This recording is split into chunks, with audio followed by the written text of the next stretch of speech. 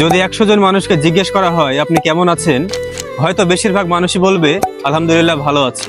কিন্তু এই বেশিরভাগ মানুষগুলোকে আসলেও জানে আলহামদুলিল্লাহ শব্দের অর্থ কি? আসেন সেটাই দেখব আজকের ভিডিওতে। আসসালামু আলাইকুম, কেমন আছেন? ভালো। আচ্ছা, ভালো আছেন? আলহামদুলিল্লাহ আছি, এটা বলে ভালো লাগতো না শুনতে? আলহামদুলিল্লাহ। আচ্ছা, এই যে আলহামদুলিল্লাহ, এই আলহামদুলিল্লাহ শব্দের অর্থ কি জানেন? আলহামদুলিল্লাহ মানে ভালো থাকা।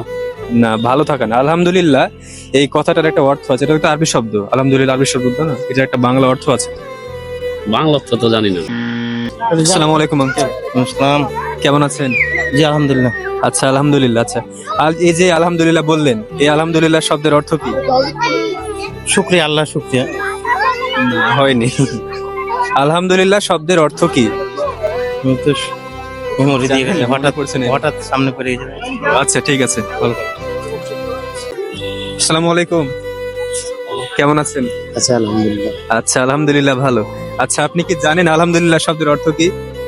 মানে আলহামদুলিল্লাহ শব্দের অর্থ কি? সকল প্রশংসা আল্লাহ তাআলার। মাশাআল্লাহ, এই উপহারটি আপনার জন্য। ওয়েলকাম। আসসালামু আলাইকুম ভাইয়া। ওয়ালাইকুম আসসালাম। কেমন আছেন?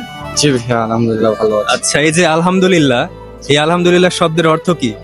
মানে আল্লাহ, আলহামদুলিল্লাহ শব্দের অর্থ মানে আল্লাহ যে অবস্থায় রেখেছে সবকিছুর জন্য সন্তুষ্ট আদায় করা আর কি। মানে সকল প্রশংসা আল্লাহর জন্য, এটাই উত্তর। ঠিক আছে, আচ্ছা, মনে থাকবো তো ইনশাল্লাহ। ইনশাআল্লাহ। ঠিক আছে, ভালো থাকবেন ইনশাল্লাহ। আর এই যে উপহারটা আপনি। এই ভিডিওটা তখনই সার্থক হবে যখন আলহামদুলিল্লাহ শব্দের অর্থ না জানা মানুষগুলো এর অর্থ শিখবে।